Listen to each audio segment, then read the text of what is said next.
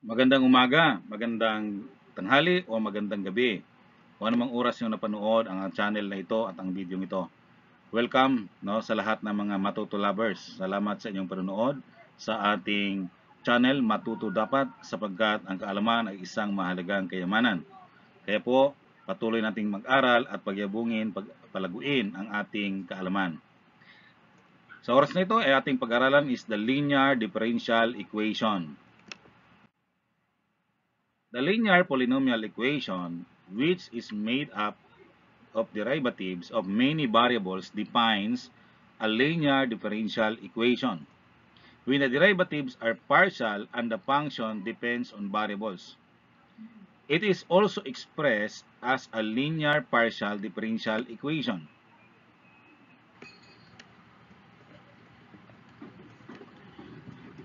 So this is our equation. Number 1, dy dx plus p of y times p of x times y equals q of x. So in that equation, that is a linear in y. Tapos yung p of x at saka q of x, yun po yung function of x, no? Kapag ganito ang ating equation, then we have the solution y times e raised to the integral of p of x dx equals the integral of q of x times e raised to the integral of p of x dx. So kapag nabaliktad naman, linear in x, okay?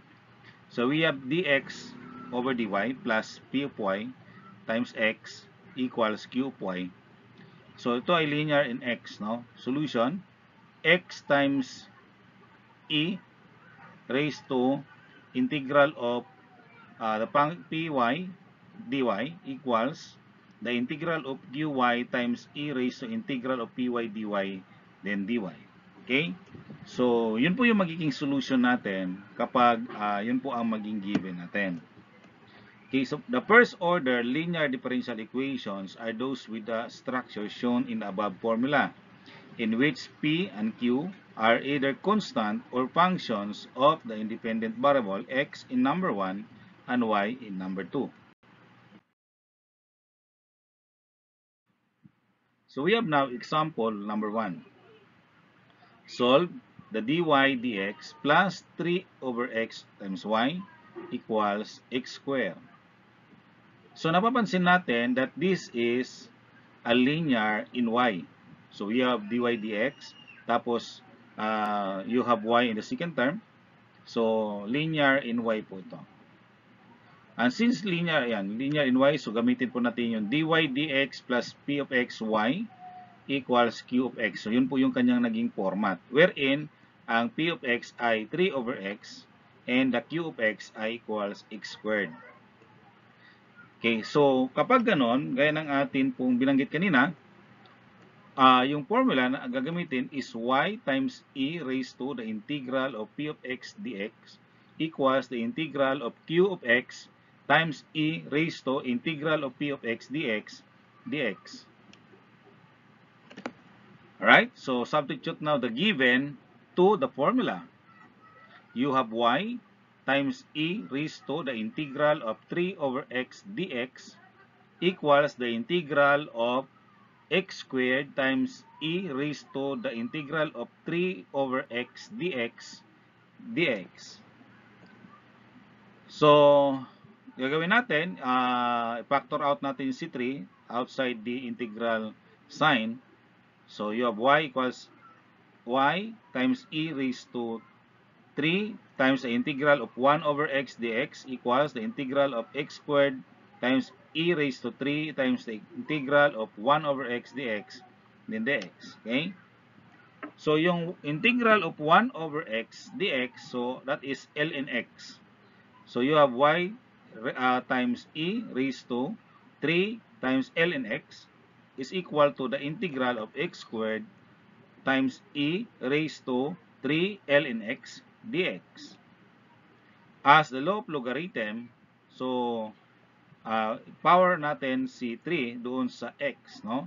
So you have y times e raised to ln x cubed equals the integral of x squared times e raised to ln x cubed dx.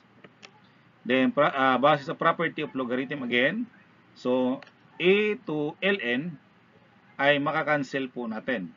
So, makancel natin si e to ln, so matitira ay y x cubed, yan, equals the integral of x squared times x cubed dx.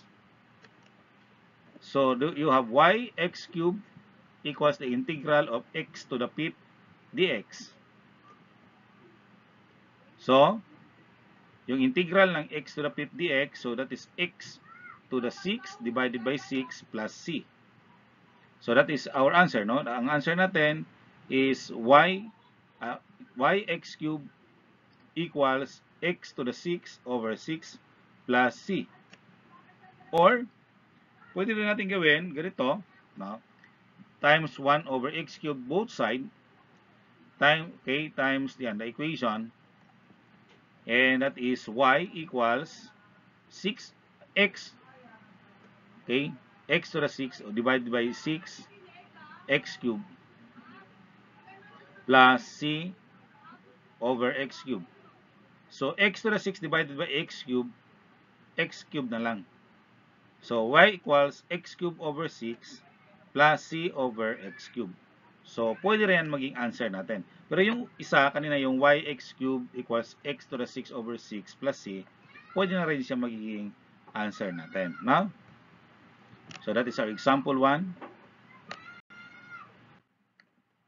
Example number 2. Solve the y dx plus the quantity 3y squared plus x dy equals 0. So, you have y dx plus 3y squared plus x dy equals 0. Distribute natin si dy. So, you have na y dx plus 3y squared dy plus x dy equals 0. Then, multiply natin ng 1 over y times dy. So, both side of the equation. So, you come up dx dy plus 3y plus x over y equals 0. Okay? So, lipat natin si 3y sa other side of the equation kaya naging negative 3y. Okay? So, ang matitira ay dx dy plus 1 over y x equals negative 3y. So, in this case, this is a linear in x. Okay, linear in x. So, you have the derivative dx dy. Okay? And the function of y times x and equals to the function of the q of y. No? So, yan. So, dx dy plus p of y times x equals q of y. Yun po yung nagiging format ng ating linear equation. Ang given natin, ang p of y natin is 1 over y. Ang ating q of y is negative 3y. So, gamitin natin ang ating formula, x times e raised to p of y dy equals the integral of q of y times e raised to integral of p of y dy dy. Okay, so that is x times e raised to integral of 1 over y dy equals negative 3 times the integral of y times e raised to integral of 1 over y dy.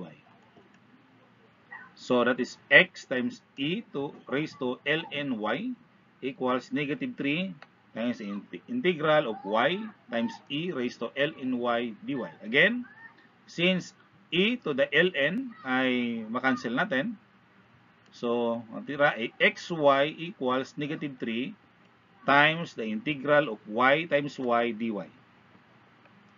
So, y times y ay y squared. So, the integral of y squared. So, you have now xy equals negative 3 y cubed over 3 plus c. Matanggal po natin o makancel natin si 3 over 3. So, ang matitira ay xy equals negative y cubed plus c. So, that is our final answer. So, that is example number 2.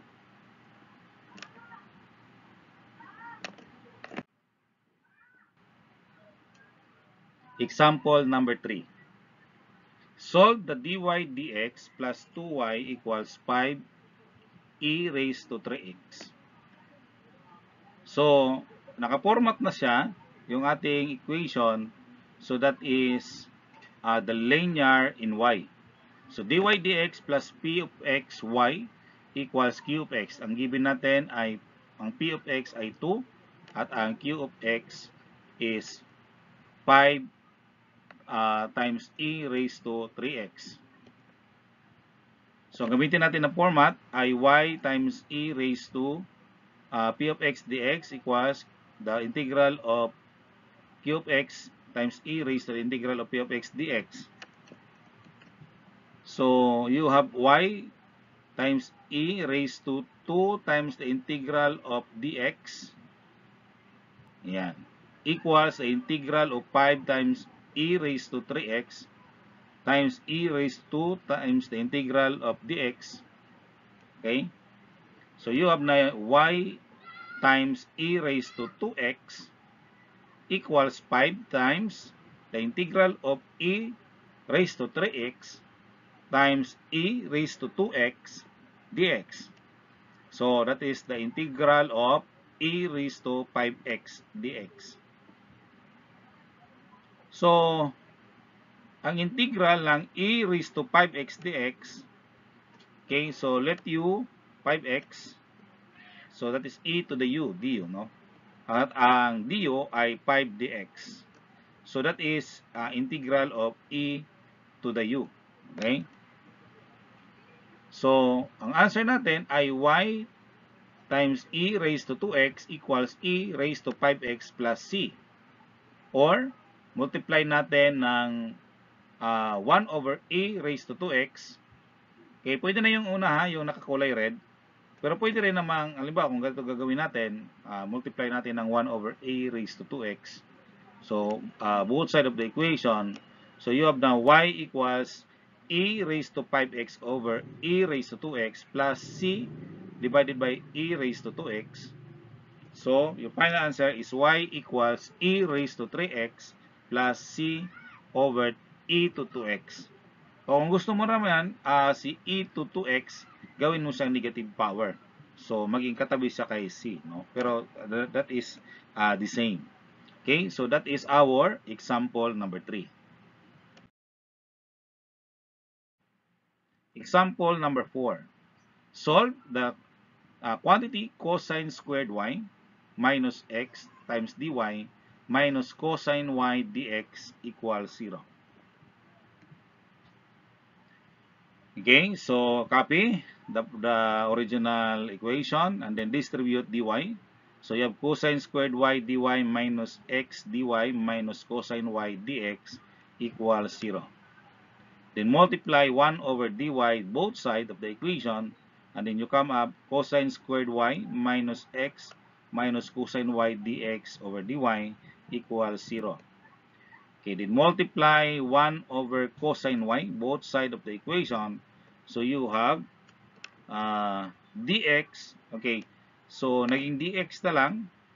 Yung dx, di ba, negative dx over y, dy. So, tinatranspose natin on the other side of the equation. Kaya naging positive. Positive dx over dy. Plus, 1 over cosine y x. Yung negative x, nilipad din po natin doon sa other side of the equation. Kaya naging positive siya. No? Divided by cosine y. So, cosine y na lang. So, ito ay linear in x. Okay, linear in x. So, ang p of y ay 1 over cosine y at ang q of y ay cosine y. So, using the formula, x times e raised to the integral of py dy equals the integral of qy times e raised to the integral of py dy. Okay, so you have x times e raised to the integral of 1 over cosine y dy times equals the integral of cosine y times e raised to the integral of 1 over cosine y dy. Okay?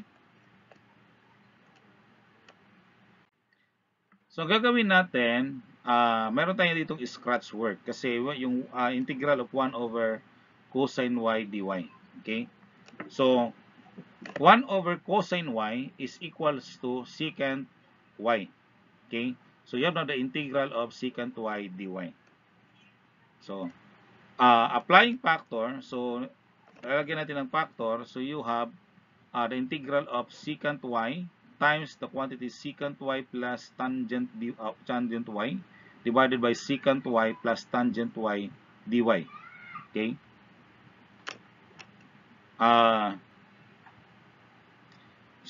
Distribute natin si secant y, so that is secant squared y plus secant y times tangent y divided by secant y plus tangent y dy.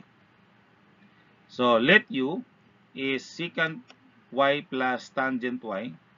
Ang ating du ay secant squared y plus secant y times tangent y dy. So, ibig sabihin that is the integral of du over u. Okay? An integral of du over u is ln u. And that is equals to ln secant y plus tangent y. Okay? So, balikan natin yung atin pong formula kanina, ay yung ating iniwan na solution.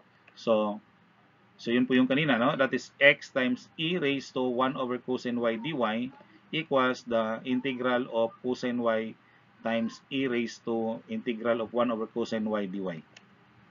So, ang sagot natin yan, yung ating integral of 1 over cosine y dy is the ln of secant y plus tangent y. Okay, is equal to the integral of cosine y times e raised to ln secant y plus tangent y dy.